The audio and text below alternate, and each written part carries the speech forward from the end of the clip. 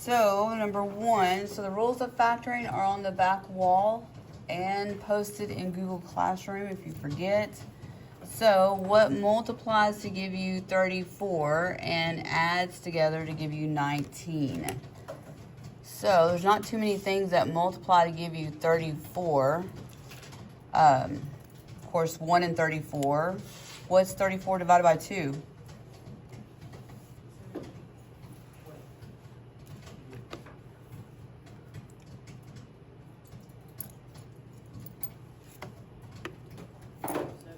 17.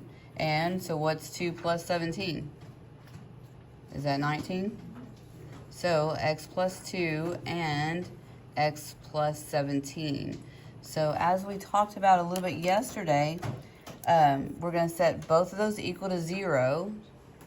And do they end up being the same as the factors or opposite?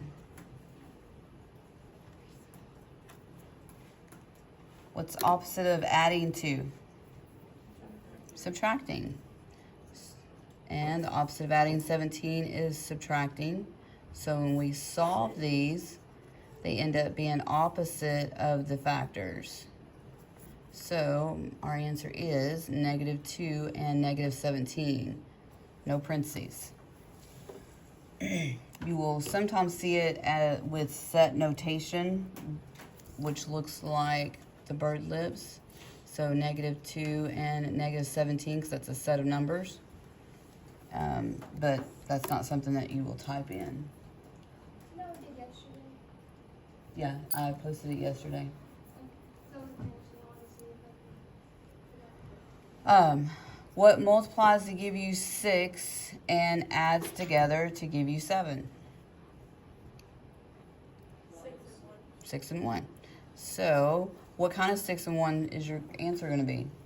So, if your factors are 6 and 1, your answers are going to be opposite of positive is negative. So, the factors is p plus 6 and p plus 1. So, when you set those equal to 0, you get a negative. Do we need to see the one-step problem again? Or y'all got that? Okay.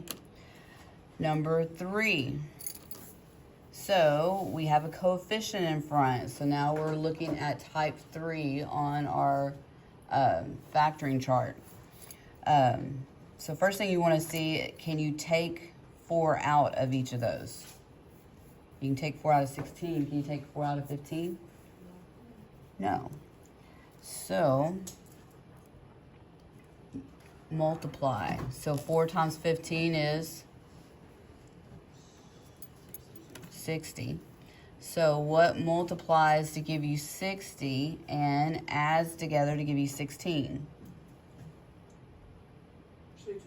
6 and 10, exactly. So 6 and 10. So W plus and W plus. Now what? Is it just -6 and -10? No, we have to take that 4 and divide. So, what is 6/4 reduced to? 3/2. And what's the opposite of positive 3/2? -3/2. So that reduces to 3/2. And this one reduces to 5/2. So W minus 3, -3/2, comma, -5/2. Because the opposite of adding is subtracting. So that is your answer.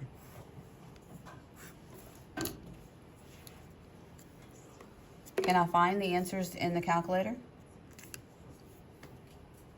So just a reminder from yesterday, if we graph, go to y equals 4x squared plus 16x